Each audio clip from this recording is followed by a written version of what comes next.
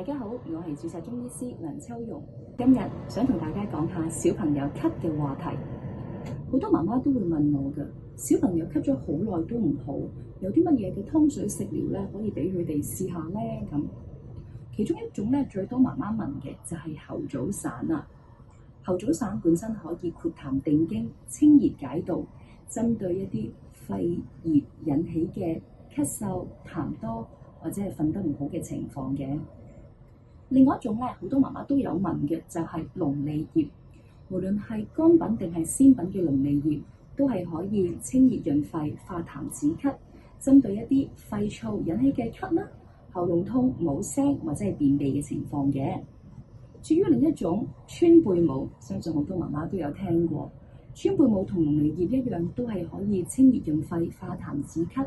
除此之外，佢都可以咧去處理一啲因為虛勞引致嘅久咳嘅，有滋陰啦、潤燥啦、止咳嘅作用嘅。最後一個咧都有好多媽媽問嘅，就係鱷魚肉。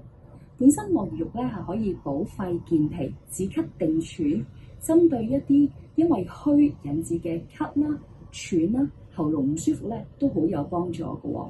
如果搞唔清楚邊一種咳，用錯咗食材咧，只會加重病情，所以千祈咧唔好人哋話邊一隻好就走去試喎。當然啦，請教中醫師就係最安全啦。